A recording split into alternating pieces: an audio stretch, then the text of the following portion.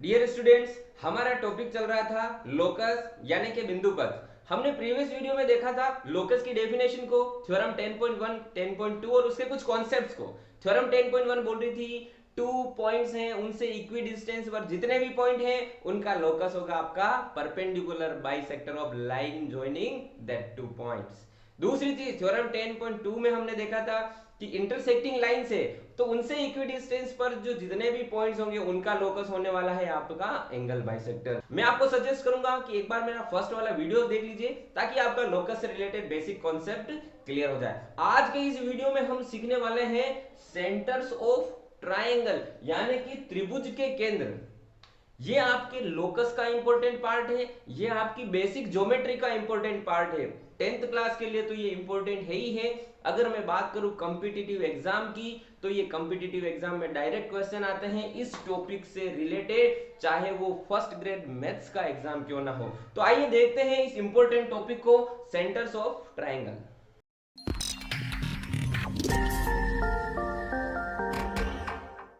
देखिए student, triangle अलग अलग तरह के हो सकते हैं। आपका स्केलियन ट्राइंगल हो सकता है, आइसोस्केल ट्राइंगल हो सकता है और इक्विलेटरल यानी कि विषम बाहु, समद्विबाहु या समबाहु ट्राइंगल। डिपेंड करता है उनकी प्रॉपर्टीज पर, उनकी लेंथ ऑफ साइड पर।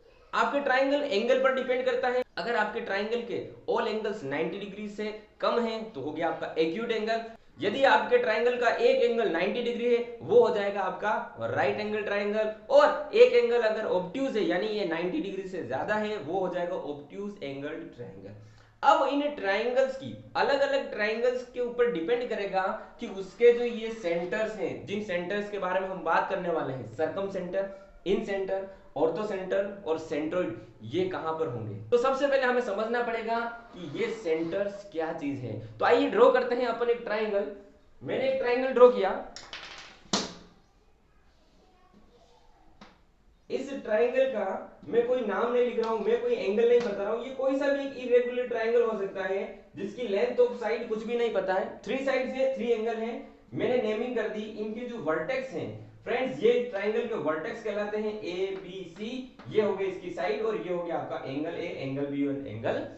हम इस ट्राइंगल को पढ़ रहे हैं लोकस से रिलेट करके, तो मैं अब आपको सीधा लेके जा रहा हूं थ्योरम 10.1 पर। थ्योरम 10.1 क्या कहती है कि अगर किन्हीं दो पॉइंट बी और सी से इक्वल डिस्टेंस पर कोई पॉइंट होगा, इक्वल डिस्टेंस पर कोई पॉइंट होगा तो वो उस लाइन को, कौन सी लाइन, इस बी और सी को मिलाने वाले जो लाइन सेगमेंट है उसका परपेंडिकुलर बाइसेक्टर होगा। ये थ्योरम 10.1 में पढ़ चुके हैं।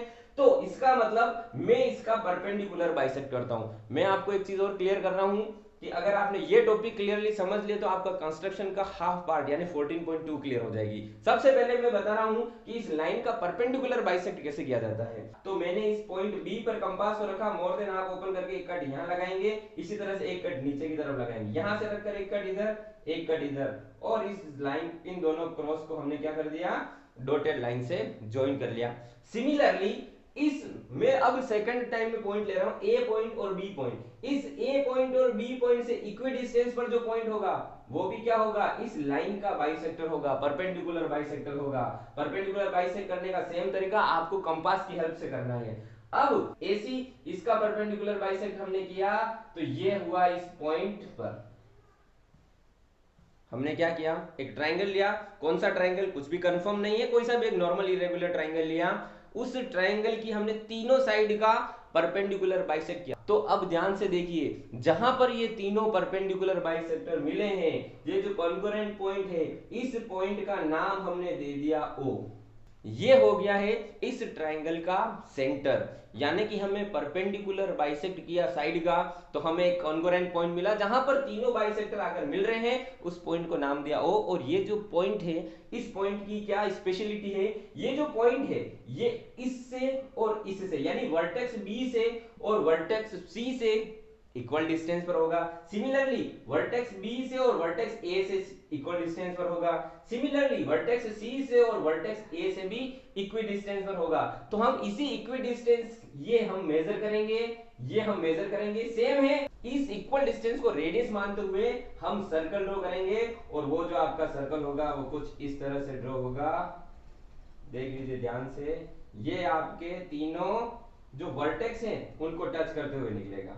ये आपका सर्कल तीनों वर्टेक्स को टच करते हुए निकलेगा। तो ये जो आपका सर्कल बना है उसकी सरकमफेरेंस पर है आपके पॉइंट ए बी एंड सी, इसलिए ये कहलाएगा सरकम सर्कल। और इसका जो सेंटर है वो सेंटर कहलाएगा सरकम सेंटर। तो ध्यान से समझिएगा, अगर किसी ट्रायंगल की तीनों साइड को बाइसेक्ट किया, उन साइड के जो बाइसेक्टर हमें कहां मिले, इस पॉइंट O पर मिले, उस पॉइंट O से सारे वर्टेक्स हैं वो इक्वल डिस्टेंस पर होंगे, और उसी इक्वल डिस्टेंस को हम रेडियस मान के एक सर्कल ड्रॉ किया, वो सर्कल आपके तीनों वर्टेक्स से टच होके जाएगा, वो सर्कल आपका कहलाएगा सरकम सर्कल, क्योंकि ट्रायंगल के तीनों पॉइंट उसकी सरकमफेरेंस में है, और इस सरकम सर्कल का जो सेंटर है वो कहलाएगा आपका सरकम सेंटर। हिंदी में उसे कहते हैं परिकेंद्र। परि यानी बाहर की तरफ, तो ये बाहर की तरफ एक सर्कल बना, इस सर्कल के सेंटर को कहेंगे हम परिकेंद्र, या इंग्लिश में बात करें तो कहेंगे सरकम सेंटर। तो अब दोस्तों हमें क्या करना है, हमें ये देखना है कि सरकम सेंटर की पोजीशन क्या होगी। अब इसकी जो पोजीशन है वो डिपेंड करेगी कि आपका ट्रायंगल कौन सा है। अगर हम अब अलग अलग बात कर रहे हैं, अगर हम बात कर रहे हैं सबसे पहले एक्यूट एंगल ट्रायंगल की, तो एक्यूट एंगल ट्रायंगल ऐसा ट्रायंगल है जिसके एंगल 90 डिग्री से कम है, तो वो कुछ ट्रायंगल ऐसा बनेगा। और इस टाइप के ट्रायंगल में, यानी एक्यूट एंगल ट्रायंगल में, आपका सरकम सेंटर ट्रायंगल के अंदर आने वाला है। दूसरी चीज, अगर आपका ट्रायंगल राइट एंगल ट्रायंगल हो, अगर आपका ट्रायंगल राइट एंगल ट्रायंगल हो, इस कंडीशन में जब हम इस साइड के बाइसेक्ट करेंगे तो ये जो मिलेगा वो मिलेगा आपके हाइपोटेनियस के ऊपर। यानी कि अगर राइट एंगल ट्रायंगल है तो आपका सरकम सेंटर होगा ट्रायंगल के हाइपोटेनियस पर, वो भी कहां, मिड पॉइंट पर, बिल्कुल मिड में होगा, और आपका जो सरकम सर्कल बनेगा वो कुछ इस तरह का बनेगा। तीसरी चीज, अगर आपका ट्रायंगल ऑब्ट्यूज एंगल ट्रायंगल है, उस कंडीशन में क्या होगा, उस कंडीशन में जब इसका साइड बाइसेक्ट करेंगे तो ये जो साइड मिलेगी ये कहीं बाहर की तरफ, कहां, जो लॉन्गेस्ट साइड है उससे थोड़ा सा बाहर की तरफ ये पॉइंट मिलेगा, और ये जो सर्कल ड्रॉ होने वाला है कुछ इस तरह से ड्रॉ होने वाला है। तो फ्रेंड्स ये था आपका कॉन्सेप्ट सरकम सेंटर का। आप सोच रहे होंगे कि लोकस में इसमें से क्या क्वेश्चन आ सकता है, तो लोकस में क्वेश्चन आ सकता है कि 3 नॉन कोलिनियर पॉइंट है, उनसे इक्वी डिस्टेंस पर जो पॉइंट है, उन इक्वी डिस्टेंस पर जो पॉइंट है उनका लोकस क्या होगा, तो उनका लोकस होगा आपका सरकम सेंटर। यानी ये वाला पॉइंट, इससे इससे इससे तीनों, ये ए बी और सी, ये तीनों कौन से पॉइंट है, नॉन कोलिनियर, जो एक ही लाइन पर नहीं है, हिंदी में कहेंगे असंरेख। यानी कि एक लाइन पर जो पॉइंट नहीं है उनसे इक्वी डिस्टेंस पर जो पॉइंट होता है उसका लोकस क्या होगा, सरकम सेंटर। ये आपके बोर्ड एग्जाम में आया हुआ क्वेश्चन है 1 मार्क में, तो इसे आप ध्यान से समझिएगा। अब अपन चलते हैं अपने नेक्स्ट टॉपिक की तरफ, जो है आपका इन सेंटर। देखिए स्टूडेंट, हमारा जो फर्स्ट वाला टॉपिक था यानी कि सरकम सेंटर, वो डिपेंडेंट था थ्योरम 10.1 पर। अब जो आपका इन सेंटर का टॉपिक है ये डिपेंड है डायरेक्टली थ्योरम 10.2। तो समझ लीजिए थ्योरम 10.2 में हमने क्या देखा था, एक बार उसका रिवाइज कर लेते हैं कि अगर कोई दो इंटरसेक्टिंग लाइंस है तो इन दोनों लाइन से जो इक्वी डिस्टेंस पर पॉइंट होगा, हमने एज्यूम किया था पॉइंट P, ये कहां होगा, ये होगा इस एंगल के बाइसेक्टर पर। थ्योरम 10.2 बार बार मैं बोल रहा हूं, इसको थ्योरम को आपको समझना पड़ेगा, क्योंकि ये जितने भी कॉन्सेप्ट्स हैं आगे वाले सब बेस्ड है थ्योरम के ऊपर। तो अब यहां पर देखिए, अगर मैं इस लाइन को थोड़ा सा आगे की तरफ बढ़ाऊं डॉटेड, तो क्या ये आपको कुछ इंटरसेक्टिंग लाइन की तरह दिखती है, बिल्कुल ये जो लाइन है आपकी, ये है आपकी इंटरसेक्टिंग लाइन। अब आप बताइए इन दोनों लाइन से इक्वी डिस्टेंस पर जो पॉइंट होगा वो क्या होगा, थ्योरम 10.2 के अनुसार कि अगर कोई दो ऐसी इंटरसेक्टिंग लाइन है तो उनसे इक्वी डिस्टेंस पर जो पॉइंट होगा वो होगा आपका एंगल बाइसेक्टर। तो यानी कि इन सेंटर वाले टॉपिक में हमें क्या करना है, एंगल बाइसेक्ट करना है। तो समझिए ये आपका पॉइंट हो गया ए, इसको मैंने नेमिंग कर दिया बी सी। अब इस एंगल बी को मैं बाइसेक्ट कर रहा हूं, कंस्ट्रक्शन का पार्ट है, आपको आना चाहिए, कुछ नहीं करना है, कंपास को बी पर रखना है और एक आर्क इस तरह से कट करना है। मेरे लिए थोड़ा सा टफ है इस मार्कर की हेल्प से, आप कंपास से करेंगे तो आसानी से हो जाएगा। फिर ऐसा करने से दो पॉइंट मिले, ये वाला पॉइंट और ये वाला, जो इन दोनों लाइन को कट कर रहा है। तो यहां पर वापस से कंपास को रखेंगे, कंपास को एक बार जितना ओपन कर दिया, अब कम या ज्यादा नहीं करना है, यहां से कट लगाया और यहां से कट लगाया, तो ये हो गया आपका एंगल बाइसेक्टर किसका, इस पॉइंट बी का, इस एंगल बी का हमने क्या कर दिया, बाइसेक्ट कर दिया। सिमिलरली सेम प्रोसेस करेंगे हम इस सी के लिए, एक कट इधर एक कट यहां से यहां, तो ये रहा आपका एक और पॉइंट, ये आ गया आपका एंगल सी का। अगर आपने दो एंगल का जो बाइसेक्ट कर लिया तो थर्ड एंगल का बाइसेक्टर बिल्कुल कंफर्म यहीं पर मिलेगा, आप कंस्ट्रक्ट करके देख लीजिएगा। अगर आप करना चाहें थर्ड एंगल का बाइसेक्ट तो भी आप इसको करके देख लीजिए। ये पॉइंट आपका आने वाला है कॉन्ग्रुएंट पॉइंट ये, और इस पॉइंट को हमने नाम दे दिया ओ। नेमिंग करनी हम कुछ भी लिख सकते हैं। हमने क्या किया, एक ट्राइंगल लिया, irregular triangle, acute angle triangle था।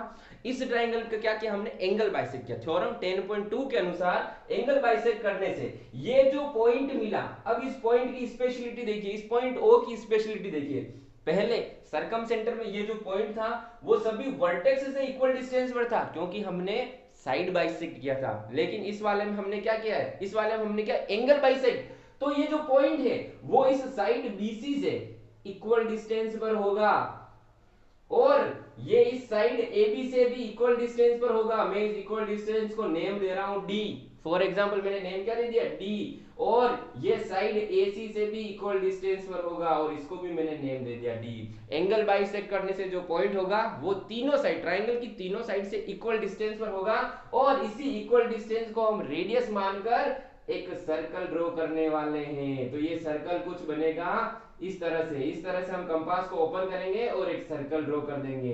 तो ये जो सर्कल बनेगा आपका, ये सर्कल आपका कहलाएगा इन सर्कल। ये जो सर्कल आपका बनेगा ये सर्कल कहलाएगा इन सर्कल, और इसी इन सर्कल का जो सेंटर होगा वो कहलाएगा आपका इन सेंटर। तो फ्रेंड्स बहुत आसान सा टॉपिक था। क्या करना था, एंगल बाइसेक्ट किया। एंगल बाइसेक्ट करने से हमें कॉन्ग्रुएंट पॉइंट मिला जहां पर तीनों एंगल बाइसेक्टर मिले और जो ये कॉन्ग्रुएंट पॉइंट था ओ, ये तीनों साइड से इक्वल डिस्टेंस पर था थ्योरम 10.2 के अनुसार। तो इससे जो सर्कल बना, इस रेडियस को लेकर हमने एक सर्कल ड्रॉ किया, वो सर्कल था आपका इन सर्कल, और इन सर्कल का जो सेंटर है वो है आपका इन सेंटर। अब आप पूछेंगे कि सर इन सर्कल का सेंटर कहां पर होगा अगर ट्राइंगल एक्यूट एंगल ट्राइंगल है या आपका जो ट्राइंगल ऑब्ट्यूस एंगल है। तो आपको एक जानकारी के लिए बता दूं कि इन सेंटर नाम से ही पता चल रहा है अंतः केंद्र यानी कि अंदर होगा। चाहे कोई सा भी ट्राइंगल हो, कंफ्यूज होने की जरूरत नहीं है। इन सेंटर यानी कि अंतः केंद्र हमेशा अंदर ही होगा। तो ये था आपका सेकेंड टॉपिक। अब अपन मूव करते हैं थर्ड टॉपिक की तरफ। अब हमें समझना है कि ये ऑर्थो सेंटर क्या होता है। ऑर्थो सेंटर में क्या है, हमने सिमिलरली एक ट्राइंगल ड्रॉ किया, नेमिंग कर ली हमने ABC। अब हमें क्या करना है, अब हमें ड्रॉ करने हैं परपेंडिकुलर।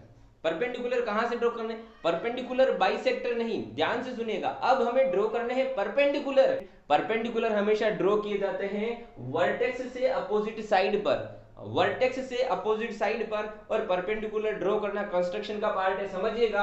आपको कंपास को रखना है यहाँ पॉइंट A पर और एक आर्क कट करना है इस तरह से। ध्यान से देखिएगा, मैं एक आर्क कट करके बता रहा हूं।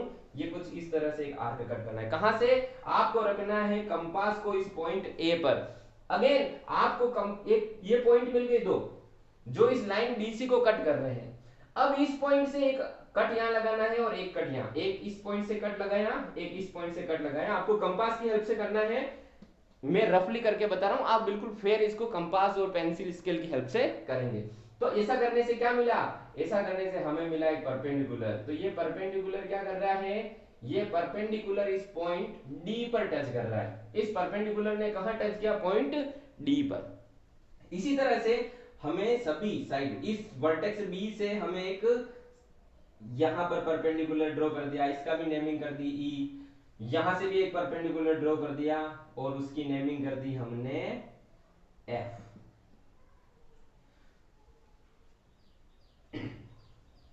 हमने क्या किया, वर्टेक्स से अपोजिट साइड पर परपेंडिकुलर ड्रॉ किए। अपोजिट साइड पर वर्टेक्स से परपेंडिकुलर ड्रॉ जो करते हैं उस परपेंडिकुलर को एल्टीट्यूड भी कहा जाता है। एल्टीट्यूड का मतलब एक तरह से हाइट से होता है उसका। तो इस ट्राइंगल के अंदर भी हमें एक पॉइंट मिला है जहां पर तीनों अल्टीट्यूड ने एक दूसरे को कट किया है, जहां पर तीनों अल्टीट्यूड आपके आकर मिले हैं। और फ्रेंड्स ये जो पॉइंट है ये आपका कहलाएगा ऑर्थो सेंटर, यानी कि वो पॉइंट जहां पर किसी ट्राइंगल के अल्टीट्यूड्स मिलते हो वो कहलाता है आपका ortho centre. Ortho centre depend करेगा कि वो ट्राइंगल कैसा है, उसके अकॉर्डिंग उसकी पोजीशन होगी।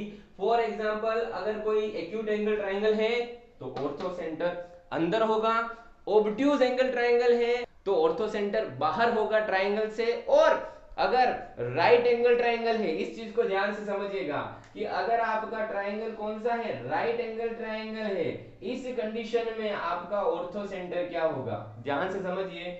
ये रहा आपका राइट एंगल ट्राइंगल में, ये हो गया आपका एक तो परपेंडिकुलर, बिल्कुल इस पॉइंट से अपोजिट साइड पे परपेंडिकुलर यही होगा, क्योंकि 90 डिग्री का जो एंगल बनता है वही आपका अल्टीट्यूड या परपेंडिकुलर कहलाता है। इस बी से इस एसी पर जो परपेंडिकुलर होगा वो होगा ये पॉइंट, और यहां से परपेंडिकुलर होगा वो मिलेगा आकर ए पर। यानी कि अगर राइट एंगल ट्राइंगल है तो ये जो पॉइंट ए है ये होगा आपका ऑर्थो सेंटर। इस चीज को थोड़ा ध्यान से देखिएगा, इंपॉर्टेंट टॉपिक है, कॉम्पिटिटिव एग्जाम में भी इस टाइप का डायरेक्ट क्वेश्चन आता है, और लोकस वाले चैप्टर में भी 1 मार्क में ऐसा क्वेश्चन आ सकता है। तो फ्रेंड्स ये था हमारा ऑर्थो सेंटर, हिंदी में इसे कहते हैं लंब केंद्र। लंब का मतलब होता है आपका परपेंडिकुलर, उसको एल्टीट्यूड भी कह सकते हैं इस पर्टिकुलर टॉपिक में। चलिए अब मूव करते हैं हमारे next topic, that is centroid यानी कि केंद्रक।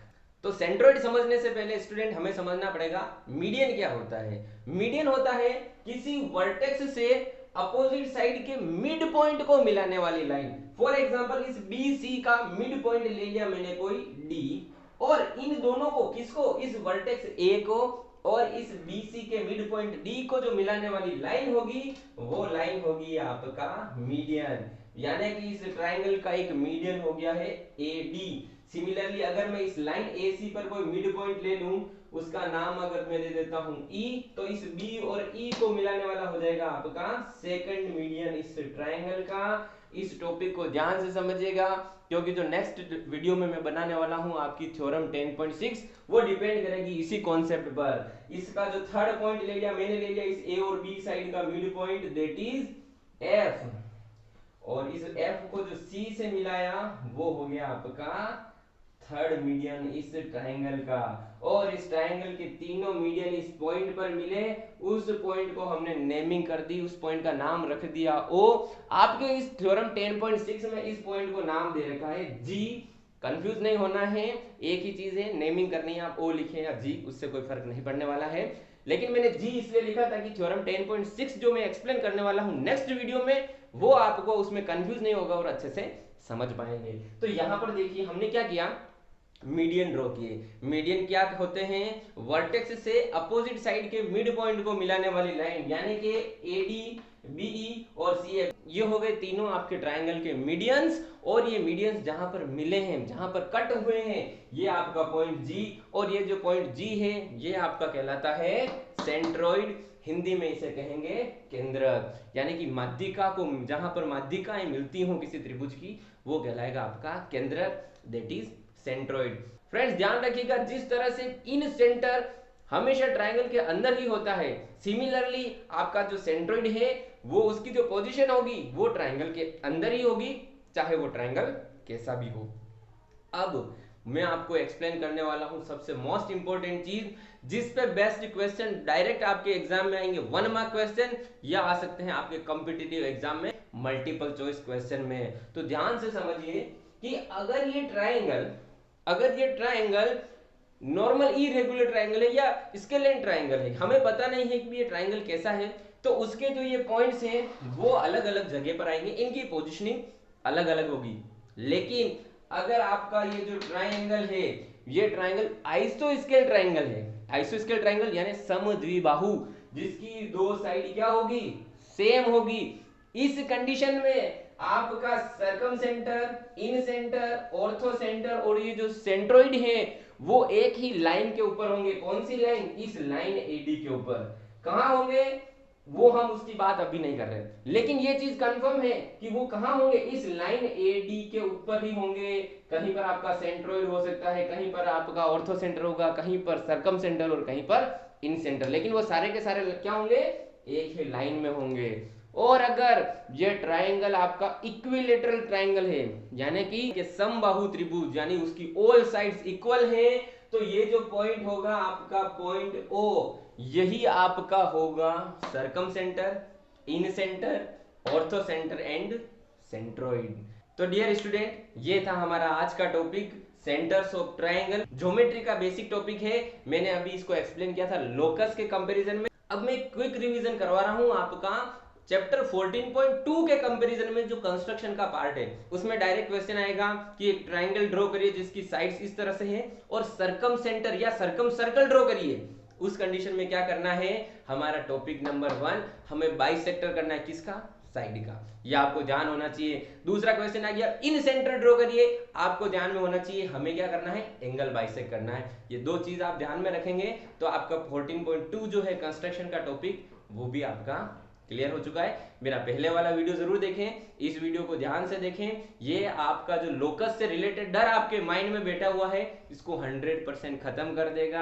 आप आसानी से एग्जाम में अच्छे नंबर ला पाएंगे। नेक्स्ट वीडियो में मैं बनाने वाला हूं थ्योरम 10.6 से रिलेटेड क्वेश्चंस और थ्योरम 10.6 का एक्सप्लेनेशन पर वीडियो, तो वो भी आप जरूर देखिएगा। अगर आपको ये वीडियो अच्छा लगा है तो इसे लाइक करिएगा, शेयर करिएगा अपने फ्रेंड्स के साथ में, और अगर अभी तक आपने हमारे चैनल को सब्सक्राइब नहीं किया है तो हमारे चैनल को सब्सक्राइब जरूर करिएगा। Thank you so much.